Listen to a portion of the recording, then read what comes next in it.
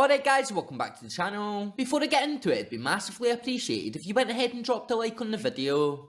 Cheers. So Philip Clement has outlined Rangers' plans to bridge the gap between the academy and first team at the club's annual AGM. The club have been criticised formally by striker Chris Boyd for failing to give academy talents chances in the first team. However, the Rangers boss defended his record when it does come to giving academy players a chance in the first team, claiming that there is a big gap in quality between the academy and the first team at the moment. Speaking at the club's annual AGM, and according to a recent article released by the Daily Record, the Belgian also confirmed plans to set up a reserve team, but has admitted that it has faced huge opposition from rival clubs. And quoted by the Daily Record, he did go on to say, "I have a good record in giving chances to young players. A lot of good work being done in the academy. The bar to be a Rangers player is very high, and there is still a huge gap between that and our academy players. We are looking at solutions like asking the SFA to put out players in a team in the reserve league, but have faced huge opposition from other clubs." Former Rangers attacker Chris Boyd was not wrong in his criticism, as the club have not implemented enough young talents in recent years. For example, 18-year-old Bailey Rice was signed for $500,000, but has only made 3 appearances in the Scottish Premiership across the period of 3 campaigns now.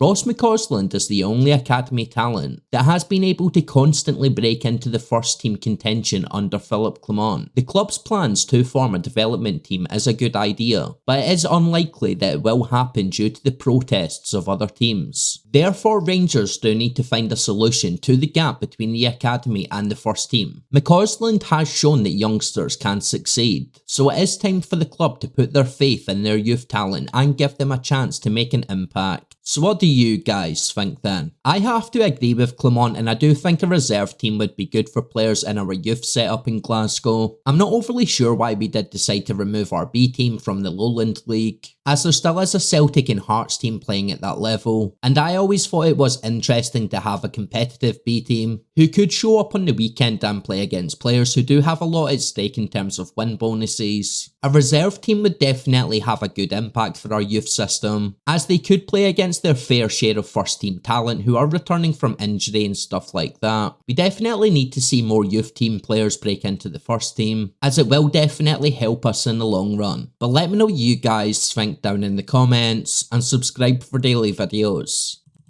Cheers.